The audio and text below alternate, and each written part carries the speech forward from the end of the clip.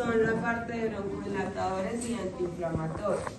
Los broncodilatadores pueden ser agonistas de los beta-2-adrenérgicos, los bloqueantes muscarínicos o anticolinérgicos y las metilxantinas. Y los antiinflamatorios, que pueden ser glucocorticoides, antagonistas de los leucotrienos o cromones. Los antitusígenos, que son específicamente para mejorar o disminuir la exacerbación de un mecanismo de tos alterado. Y los expectorantes o mucolíticos, que son aquellos que mejoran las propiedades de las secreciones que pueda tener el paciente. Entonces, los broncodilatadores, su palabra lo dice, broncodilata, abre o aumenta la luz bronquial, y esto es cuando un paciente tiene broncoespasmo. Cuando un paciente tiene broncoespasmo, broncodilatadores, no hay más pierde del manejo. Entonces, los beta-2 adrenérgicos. Los beta-2 adrenérgicos pueden ser catecólicos como la adrenalina. La adrenalina no es un fármaco que se emplee de uso por nosotros directamente, es más enviado a nivel sistémico o por la vena, por los médicos, y es un medicamento que tiene efectos adversos mayores a estos. Normalmente todos estos beta-2 adrenérgicos causan taquicardia en el paciente, sin embargo la adrenalina mucho más. Es decir, que si el paciente está taquicárdico, yo no le puedo administrar este tipo de medicamentos, especialmente la adrenalina. Para pandemia se empleó hacer nebulizaciones de adrenalina o suministrar la adrenalina directa por el tubo orotraqueal cuando el paciente presentaba hemorragias y no eran fáciles de parar. La adrenalina tiene esa propiedad de que hace vasoconstricción y para las... No es un anticoagulante. El anticoagulante cambia como la densidad de la sangre. Este tipo de medicamento como la adrenalina, exacto, hace vasoconstricción. Y los no catecólicos, que es donde están todos los demás que vamos a ver. ¿Cuáles son los más comunes de corta acción? El salbutamol y la terbutalina, y de larga acción el salmeterol y el formoterol. Bueno, ellos reciben una clasificación o subclasificación dependiendo de la acción que hagan. Acción corta son los SABA, es decir, pues que su tiempo de duración o en lo que está durando su efecto en el sistema va a ser más corto que los LABA, que son de acción larga. De acción corta, salbutamol y terbutalina, y LABA, salmeterol, indacaterol, olodaterol y bilanterol. Comunes, los tres primeros. ¿Listo?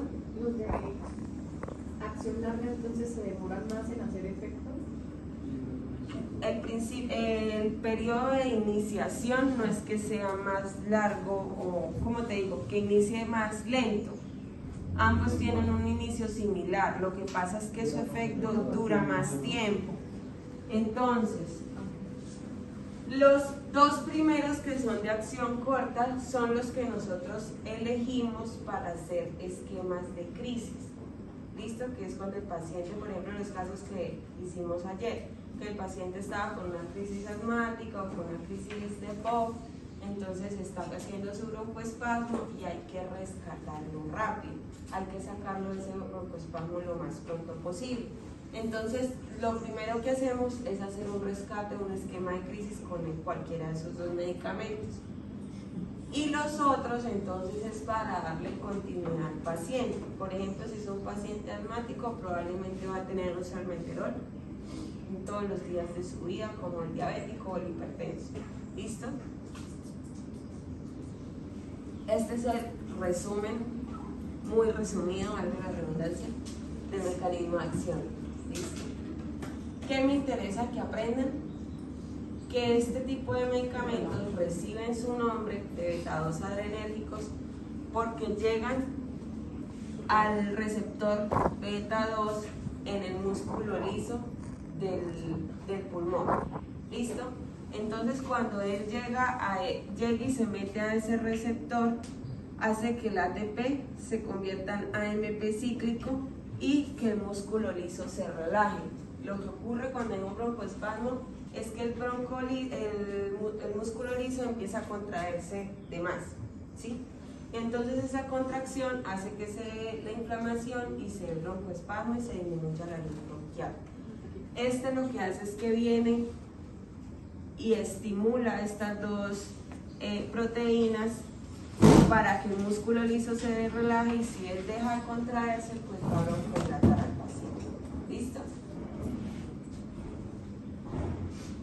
Efectos adversos, específicamente que hay taquicardia, que es como lo que pasa a nivel cardíaco. ¿Qué hace en el músculo liso? Broncohilatación, que es lo que yo quiero pues obtener en el medicamento. Entonces el salbutamol se puede realizar por PUF o se puede realizar por nebulización. ¿Todos saben qué es un PUF? Sí. ¿Y todos saben qué es una nebulización? Sí. Bueno, entonces no hay que mostrar imágenes. Entonces,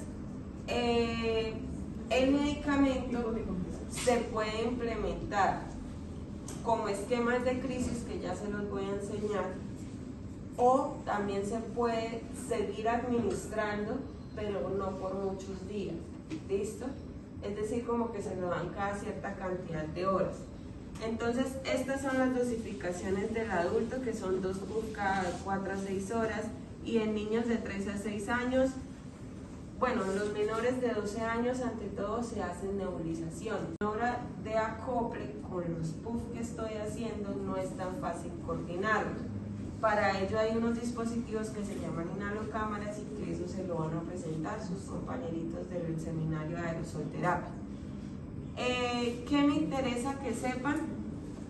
Bueno, la terbutalina, estas son las dosis de estas diapositivas son las únicas diapositivas que yo les paso. ¿Listo? Las de fármaco. La terbutalina en adultos es un PUF a necesidad, y este es uno de los esquemas de crisis que yo les menciono, sea con terbutalina o sea con salbutamol. Si es nebulizado, se da una dosis de 0.1 miligramos por kilogramo de peso del paciente. Se mezclan con 5 cc o 5 mililitros de solución salina y se le coloca la nebulización, la primera nebulización al paciente. O sea, es más efectivo la nebulización o se pierde. ¿Qué pasa? Que cuando el paciente está con signos de dificultad respiratoria, uno opta por hacer nebulización porque el paciente no coordina el PUF que sale del aparatico con la respiración. Y yo que necesito que el paciente tenga el medicamento, no que se le vaya a perder. Profe, ¿y cómo sabemos a qué litraje o cantidad de litros ponerle la nebulización? Bueno, nosotros nebulizamos aproximadamente con 6-8 litros. Porque ¿sí? depende de los litros, también varía el tiempo que dure la nebulización. Sí, más o menos de 6 a 8. ¿Qué pasa? Que yo puedo nebulizar con los aparaticos que quizás la mayoría han visto, o puedo nebulizar con oxígeno, como lo es en clínica. ¿Sí? En clínica es la única forma, el único lugar. Sí. De resto, si es en domicilio, usted nebuliza con el nebulizador. Sí, con los 5 litros de solución salina y las gotas de... No, señora. 0,1 miligramos por kilogramos, es decir, que eso depende del peso del paciente. ¿Sí? O sea, por ejemplo, una gota más o menos tiene el 0,1.1 miligramos. Si yo peso 70 kilos, pues serán 7 gotas en 5 cc de solución. ¿Sí? Pero eso varía dependiendo de cada medicamento. La presentación del medicamento me dice cuánto tiene cada gotica. ¿Listo? Entonces, el paciente llegó en una crisis de broncoespasmo, que en la casa le hicieron sus PUF y no se rescató, está desaturado, está con sibilancias. Llego y le hago la primera nebulización. A los 20 minutos de haber terminado, le hago una segunda nebulización. 20 minutos después, una tercera nebulización. Si el paciente presenta mejoría de los síntomas, le hago una cuarta y lo mando para la casa. Si el paciente sigue mal, hay que remitirlo a UCI. ¿Listo? Pero antes de UCI no se le cambia el medicamento, se le hace otro con otro medicamento. Depende de la institución. Esto es como lo que nos plantea la literatura y es lo que nos enseña. Sí, con la cuarta nebulización, que la cuarta ya es como... Si la cuarta no para responde, UCI. probablemente lo intuben y para UCI. Pero todos con el mismo fármaco. Sí, se hacen con el mismo fármaco. Ahora, esta es la crisis que podemos hacer también en domicilio o en clínica cuando no tenemos nebulización. Y es hacerlo con PUF. Se hacen 2 PUF, sea de salbutamol o de tarbutalina cada 10 minutos. ¿Listo? Se hacen cada 10 minutos durante una primera hora y se continúan hora a hora hasta que el paciente esté estable. ¿Preguntas? ¿No? La nebulización es cada 20 minutos y el PUF es cada hora. No, cada 10 minutos durante la primera hora y después cada hora. ¿Listo? El salmeterol, que puede ser por PUF o puede ser también nebulizado, y estos son otros tipos de medicamentos que también se pueden administrar en el paciente, de los beta-2-adrenérgicos. Efectos adversos: taquicardia, palpitaciones, temblores, nerviosismo, mareos, hipopotasemia, pérdida de broncoprotección y náuseas. El más común, taquicardia. Si un paciente está con taquicardia, no le administramos el medicamento. ¿Listo? Hay que buscar otra familia. Entonces, los muscarínicos o los anticolinérgicos es el mismo medicamento. Este medicamento básicamente actúa en el receptor. ¿Aquel en cuál actúa? El beta-2. Este actúa en otro receptor que también está en el músculo listo, que es el muscarínico 3 o M3. ¿Listo? Y esto lo que hace es que impide que la acetilcolina que necesita llegar al receptor para que se siga contrayendo, bloquearlo para que esa acetilcolina, a pesar de que viaje por las diferentes neuronas, no llegue al último receptor. Bloquea y ella, a pesar de que llega a mi neurona presináptica, no va a llegar a la posináptica y el músculo liso se tiene que relajar obligatoriamente. ¿Por qué? Porque no llega la acetilcolina que necesito para que se contraiga. Actúa en el M3, que era lo que les decía, y básicamente hace relajación del músculo liso. Entonces aquellos se llamaban SABA y LABA, acción corta y acción larga. Estos se llaman SAMA y LAMA, cambia la B por la M. De acción corta, el bromuro de ifratropio. De acción larga, bromuro de tiotropio, de oxitropio, aclidino, licopirronio y umeclidino. Los más comunes, el bromuro de ifratropio, de oxitropio y etiotropio.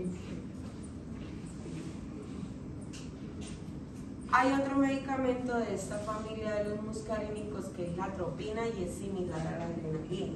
También es un medicamento que no se administra de vía inhalada, sino que tan común, sino que es más por vena. Se nebuliza solo con autorización del médico en casos extremos. ¿Listo? El bromuro de ifratropio se hacen de 2 a 3 puff cada 6 horas aproximadamente en adultos, en niños de 1 a 2 en el mismo tiempo.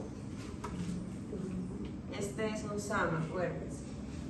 El bromuro de tiotropio, que puede administrarse en puff, pero también se puede administrar en otras formas que las van a conocer con sus compañeros de aerosolterapias, que se llaman en polvo seco.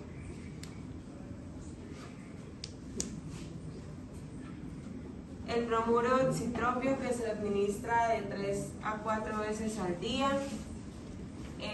más o menos también son 2 puff, pero cuando es en polvo seco, según la presentación que venga. Efectos adversos de estos 3 bromuros: tos, taquicardia, irritación local, broncoconstricción inducida, sequedad en la boca, disminución del gusto, alteración de la motilidad intestinal, cefalea y náuseas. El verodual. El verodual viene siendo una mezcla de las 2 familias que ya les acabo de presentar, de los muscarínicos y de los beta-2-adrenérgicos. De los beta-2-adrenérgicos es el fenoterol y de los muscarínicos es el bromuro hipatrópico.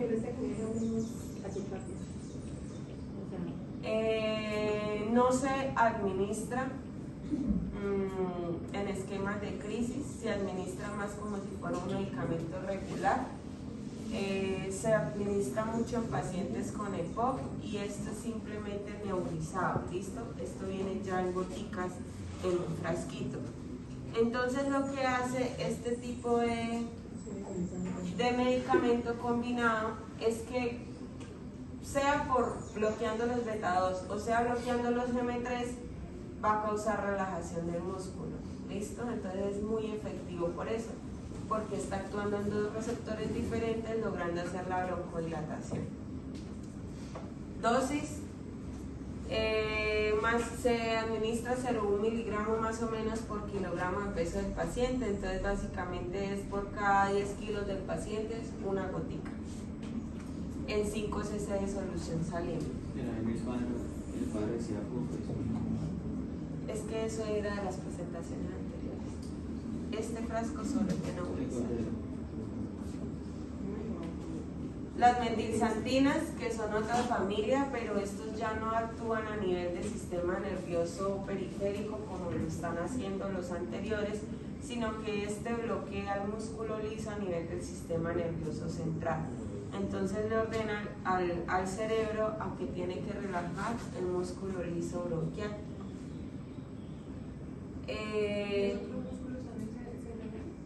¿Cuál es el músculo? Sí, por eso los efectos adversos. Sí. O sea, no es localizado. Porque no hay un medicamento que sea selectivo. Por ejemplo, si usted se toma una pastilla para un dolor muscular, pues él no va a irse a actuar solo al músculo que le está doliendo, él actúa en todo el cuerpo. Por ejemplo, cuando usted toma metocarbamol para un espasmo exacerbado, ¿qué es lo que hace a nivel del sistema nervioso central? Bloquear y relajar la excitabilidad o disminuir la excitabilidad del músculo estriado. Él no va y relaja únicamente el músculo que está afectado, sino que relaja todos los músculos del cuerpo. Eso mismo pasa con estos medicamentos. Una pregunta, como 3 diapositivas, decía que Acá. una más. Ahí dice que un efecto adverso es una broncoconstricción inducida. Por exceso del Por eso, medicamento. yo también al utilizar por exceso de medicamento, no porque vaya a pasar. Okay, no. Por exceso de medicamento. Pues, Es decir, por ejemplo, ejemplo, si su paciente está en una crisis y usted dice, bueno, le voy a poner ejemplo un verodual, ¿cierto? Que tiene los 2 y actúan beta-2 y en M3, porque pienso yo que me va a hacer más efecto y usted se lo pone cada 20 minutos. Este medicamento no es para que lo administre cada 20 minutos, ¿listo? Como pasa con el otro, ¿vale? ¿Por qué? Porque acuérdense que el fenoterol es de acción larga y si usted le pone un medicamento que está actuando bien y le pone más medicamento que ya está actuando y le sigue poniendo, ¿sí? Lo está sobremedicando. Entonces eso es lo que pasa. Sí, porque a veces en el afán de uno querer sacar al paciente de la crisis se pone a darle un medicamento de más y hace el efecto contrario. O sea, es como si fuera una especie como de efecto rebote. Algo así. O sea, si el paciente, por ejemplo, se lo digo porque en Bucaramanga es muy común tener paciente domiciliario. Si usted tiene su paciente en domicilio que está con un broncoespasmo, le hizo, por ejemplo, no tenía nebulizador o no tenía medicamento para hacer la nebulización, pero tenía para hacerle el esquema con PUF, ¿sí? Usted le hizo durante 1 hora y vio que no le mejoró. Bueno, no se lo pone a la hora, se lo pone otros 2 PUF a la media hora. Ve que no mejora, hay que remitir al paciente. No se ponga a sobremedicar el paciente sabiendo que no va a salir. ¿Listo? ¿Alguna otra pregunta? ¿Este Verodual cada cuánto se puede administrar? 4 veces al día. Por ejemplo, yo tengo un paciente domiciliario que le hago terapia integral. El paciente es un paciente con EPOC, pero él no me hace exacerbaciones del EPOC. Sin embargo, yo todos los días le hago terapia respiratoria y terapia física. Antes de la terapia física, pues normalmente uno prefiere hacer la respiratoria para que el paciente esté bronco-dilatado y el paciente pues esté con menos secreciones y pueda hacer la terapia física mejor, ¿cierto? Porque puede respirar mejor. Todos los días únicamente se nebuliza con Verodual en el momento en el que yo voy. O sea, cada 24 horas se nebuliza al paciente con Verodual. Eso es dependiendo también del paciente, cómo reacciona. De las metilxantinas, la teofilina y la minofilina no son medicamentos muy comunes. Realmente yo que les sugiero que siempre rescaten al paciente con beta-2-aromético o muscarínicos, ¿sí? Antiinflamatorios.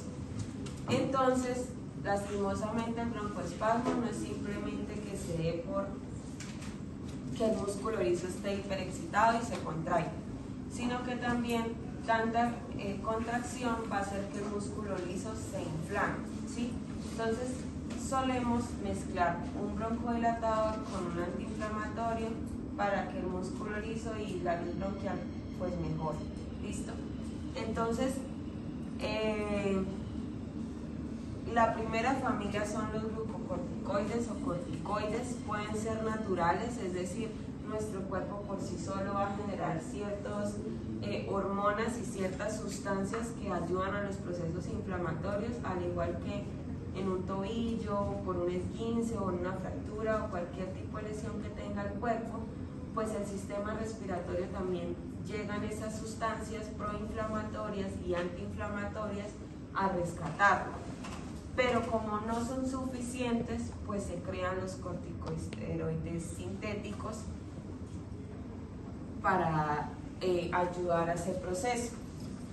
Básicamente lo que hacen este tipo de medicamentos es que inhiben la copolipasa A2, que inhiben las sustancias proinflamatorias. Pro son aquellas que son las que primero actúan en esa fase de primeras 24-48 horas para que se inflame más y se pueda reparar el tejido, ¿sí? No es que quiere decir que las proinflamatorias sean malas, eso es algo que ustedes deben saber. No es que las primeras sustancias proinflamatorias son malas, porque no. Ellas necesitan exacerbar ese proceso inflamatorio para que lleguen células y barran todo el tejido dañado, y luego llegan las antiinflamatorias y disminuyen el proceso de inflamación. ¿Qué ocurre? Que las proinflamatorias a veces se tienden a pasar más tiempo del que deberían. Entonces por eso ponemos este tipo de glucocorticoides, para que ellas se vayan lo más rápido posible, yo disminuya la inflamación del paciente y el paciente pues pueda continuar con su vida. ¿Por qué? Porque a diferencia de un esguince de tobillo, el paciente no se muere por un esguince de tobillo, ¿sí? Al paciente se le da su periodo de recuperación y sale de ese proceso de lesión. Casi se muere. Porque el umbral del dolor es bajito, pero usted no muere por un esguince de tobillo o no va a morir por una fractura cerrada, un ejemplo, ¿cierto? Con un proceso de broncoespasmo y con un proceso de inflamación, usted sí se muere, porque hace cierre completo de la vía aérea, deja de respirar, deja de ventilar, hizo parada y se murió. Exacto. En la serie de Con lapicero.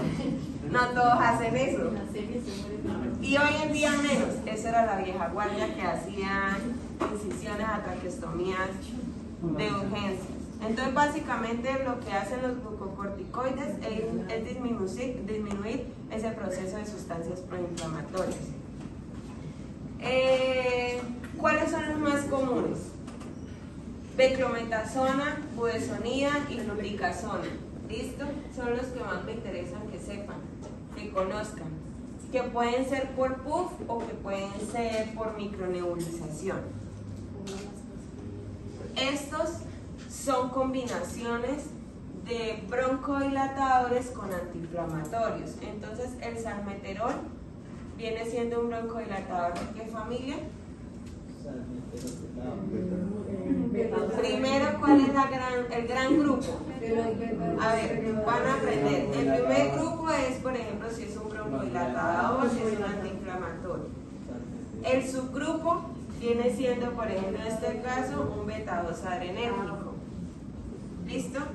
Y ya su siguiente clasificación viene siendo un LAVA. LAVA, S son de corta, L son de larga. El salmeterol es de larga. ¿Listo? Y la fluticasona que viene siendo un glucocorticoide. O sea que los medicamentos son 3 clasificaciones. Sí. La grande, La grande, la que viene después ajá, y después, ajá, pero solo los broncodilatadores, porque los antiinflamatorios simplemente es si es un antiinflamatorio, si es un glucocorticoide o qué. O sea, sería broncodilatador. Esto sería un broncodilatador, beta-2 adrenérgico, un LAVA, ¿listo? Y se mezcla con la fluticasona. El otro caso es también un beta-2 adrenérgico, que es el formoterol con la budesonida.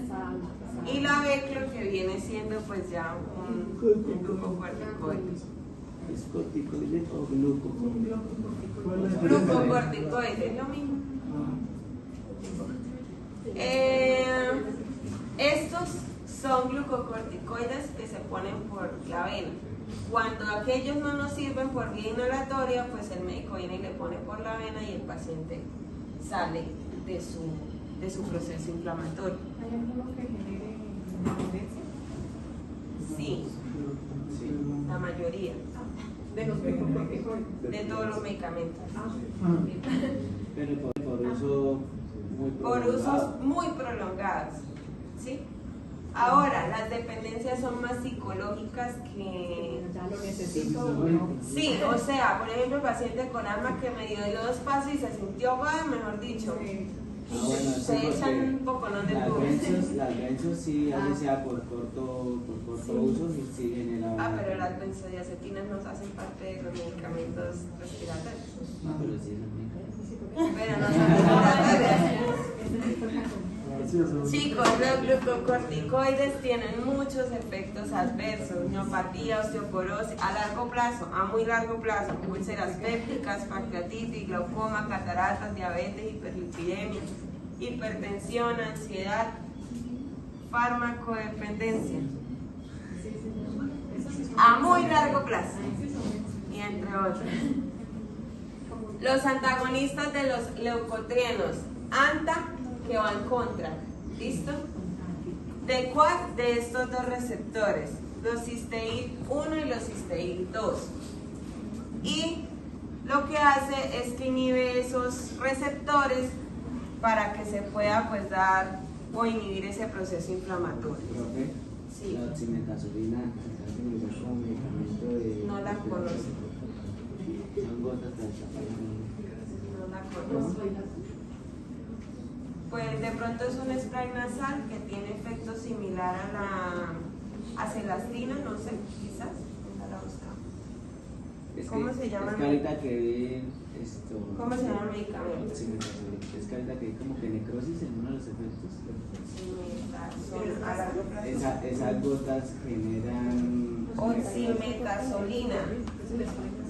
No, son gotas. eso es para congestiones nasales, Sí. procesos rhínicos crónicos. Sí, es similar a la celastina, entonces únicamente son para spray nasal. ¿Qué pasa con los medicamentos que son anticongestionantes? Cuando son de spray nasal también ayudan a la parte oftálmica, por ejemplo, esas conjuntivitis alérgicas que hacen los pacientes cuando son rhínicos crónicos. Ejemplo, este pecho. O sea, a mí me da alergia a todo y yo debería usar spray nasal. ¿Alcanza a ingresar al grupo de los respiratorios? No, ellos no son de la parte respiratoria, por eso yo no les explico nada de eso. Pero sí es o sea, la vía aérea. No, Pero es que es vía aérea superior y a nosotros ¿qué nos importa? Vía aérea inferior. ¿Sí? Porque es que el paciente que tiene hipersecreción bronquial está con su rinitis crónica, ese paciente no le va a morir, no le va a pasar. O sea, yo debería hacerme mis puff nasales y yo, ya pues. O sea, el seguro no me da medicamento, yo no voy a gastar 200.000 pesos por 15 días con un medicamento, ¿sí? Y acá estoy viva. Estos medicamentos son en tabletas, ¿listo, chicos? Estos antiinflamatorios. Estos antiinflamatorios se los mandan a los pacientes que son rhínicos crónicos. No, lo manda el médico. Nosotros no prescribimos ningún medicamento. ¿Qué pasa? Que si usted tiene buen conocimiento de los medicamentos, tiene experiencia en los medicamentos, pues usted puede decirle al paciente, yo lo voy a nebulizar con esto, pero usted tiene que saber que si al paciente le pasa algo es su responsabilidad y que hasta preso se puede ir por eso. ¿Sí? Al médico. ¿Ah? Al médico. ¿Qué? Que usted le receta al médico. Sí puede, si tiene conocimiento. ¿Sí? Pero solo con este tipo de medicamentos que hemos visto. ¿Listo? O sea, usted no se ponga a inventar hacerle más cosas al paciente. Este tipo de medicamentos que son vía oral no los mandamos nosotros, pero los tienen que conocer. Y las cromonas, que por ejemplo se administran a nivel nasal y se administran a nivel oftálmico, que son para procesos inflamatorios como rinitis crónica o como procesos de conjuntivitis alérgicas, como es el cromolicato de sodio, que es el más común. Ahora los antitusígenos. Los antitusígenos básicamente lo que hacen es que actúan a nivel del sistema nervioso central, bloqueando ese reflejo de tos. El reflejo de tos es un mecanismo de defensa normal que nosotros tenemos. Sin embargo, en procesos patológicos, por ejemplo una gripa normal que tenga el paciente, este reflejo de tos va a estar sobreestimulado y lo que puede hacer es ocasionar lesiones dentro del pulmón del paciente o incluso externos, por ejemplo cuando a veces tenemos procesos de tos, que tosemos tan seguido que nos duelen las costillas, el pecho, decimos que ya no podemos respirar bien por esa tos tan fuerte. Entonces lo que hay que hacer es bloquear ese reflejo y se dan medicamentos como la codeína, dihidrocodeína, el destrometorfano, que es específicamente para niños y embarazadas. No son medicamentos que nosotros podamos prescribir, pero que ustedes deben conocer. Importante que sepan que este tipo de medicamentos se los administran solo con tos seca. ¿Listo? Cuando el paciente tiene tos húmeda con expectoración, no se mandan este tipo de medicamentos, sino otros medicamentos. Profe, cuando hay escurrimiento posterior, ¿sí es recomendable dar eso? Dime. Cuando hay escurrimiento posterior, ¿es recomendable administrar medicamentos o mejor que el reflejo esté presente? Es cuando...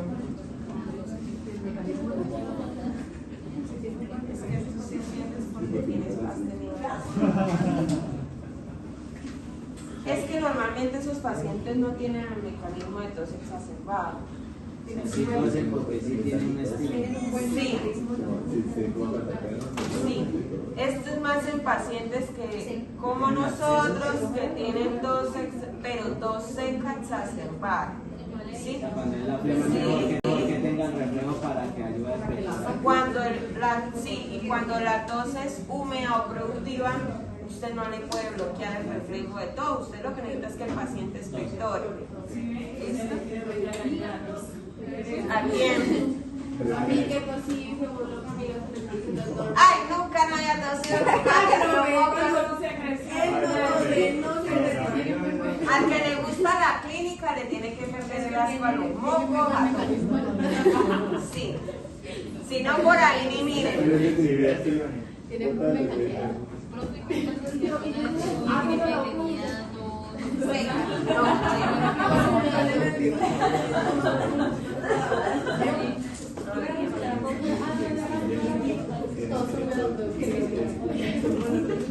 Los expectorantes son mucolíticos, entonces esta familia cambia las características de las secreciones para que favorezca a que se expulsen o disminuya su sobreproducción.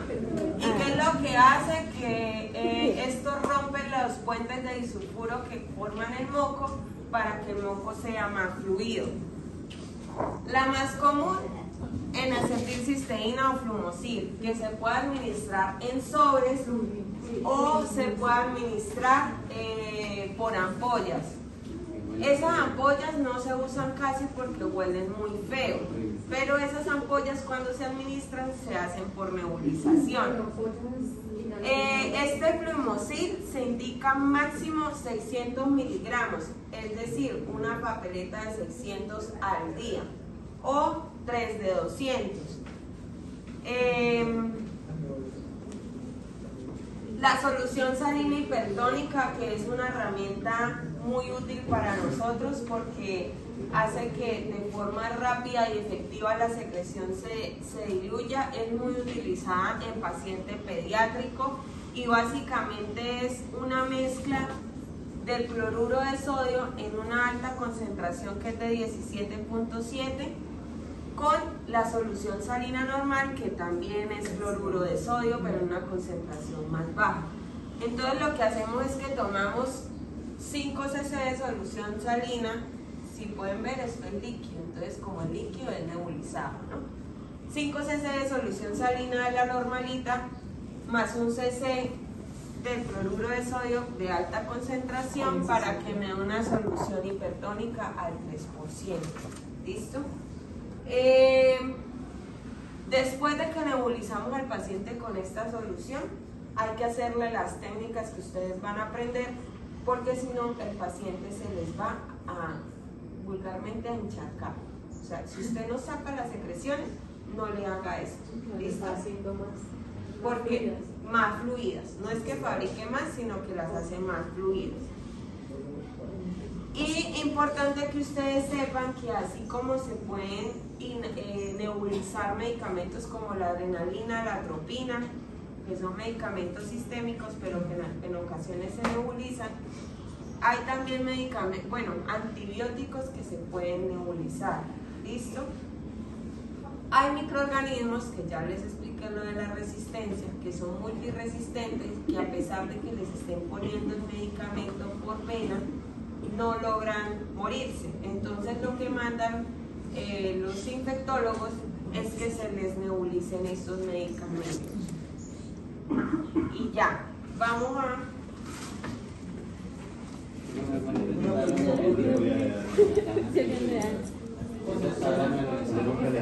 ¿No sabías que Por ejemplo, una micacina nebulizada. Casi no sabía. Bueno, ¿Eso porque le dio tos? ¿sabes?